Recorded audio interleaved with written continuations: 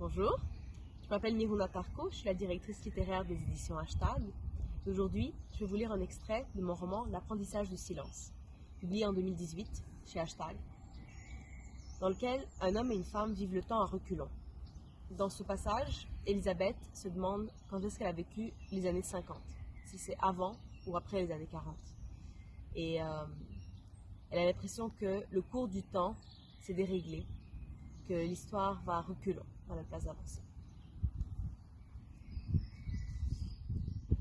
À bien y penser, ce n'était pas la première fois que son Didi disparaissait par désir patriotique. La solitude nouvellement acquise d'Elisabeth lui permettait de jeter un regard nouveau sur leur couple, si on pouvait l'appeler ainsi.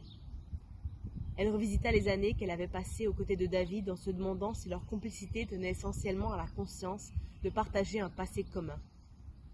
Selon qu'elle se trouvait dans son appartement, en route vers l'église, vers le supermarché, ou bien occupée à flâner dans un parc, elle se disait tour à tour qu'elle l'aimait, puis qu'elle ne l'aimait pas. Bien entendu, tout cela était lié au fait qu'une pudeur mal placée l'empêchait de visualiser leur moment d'intimité, la forme de son carajo, la courbure de ses fesses ou encore la manière dont il bougeait les hanches lorsqu'il la pénétrait. Elle ne parvenait pas non plus à se rappeler la dernière fois qu'ils avaient couché ensemble. C'était surtout l'époque où ils avaient vécu en Yougoslavie qui lui causait du souci.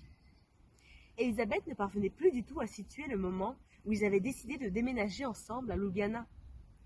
David souhaitait y exercer quelque temps le métier de chroniqueur. Il était alors en proie à une mégalomanie qui l'incitait à risquer sa peau pour devenir un gardien de l'avenir ou quelque chose du genre. Il soutenait qu'un peuple qui ignore son passé est condamné à répéter ses erreurs, et que les journalistes sont les seuls historiens à être plus ou moins lus. Sa grandiloquence lui venait au moins autant des discours de Churchill que des BD américaines. Il radotait déjà. Cela faisait quelque temps qu'Elisabeth avait cessé de se rapporter à des événements historiques pour situer ses souvenirs. Elle ne se demandait plus si David avait travaillé pour Tito avant ou après le début de la guerre.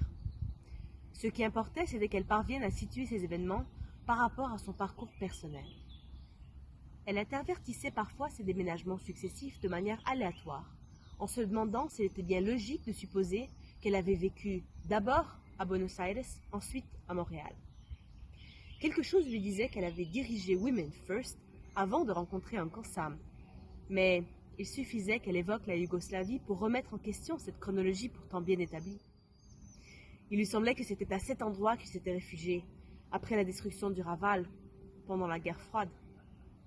En même temps, elle ne s'expliquait pas ce qui avait bien pu précipiter leur fuite de Montréal. N'était-ce pas justement ce séjour désastreux en Europe de l'Est, en pleine guerre froide, qui en était la cause? Pour parvenir à se retrouver un petit peu entre tous ces pays, entre toutes ces guerres, il lui arrivait de fermer les yeux et de décortiquer les fragments épars de cette mosaïque de souvenirs. Elle appelait cela son cinéma intérieur. Elle ne pensait alors plus à des villes ou à des décennies, elle ne voyait que des murs ou des fragments de murs, une certaine teinte de jaune et la forme d'une cerise. Ce n'était qu'à partir de ces infimes particules qu'elle pouvait espérer reconstruire quelque chose d'aussi énorme que la Slovénie, la Croatie, la Bosnie et les années 50.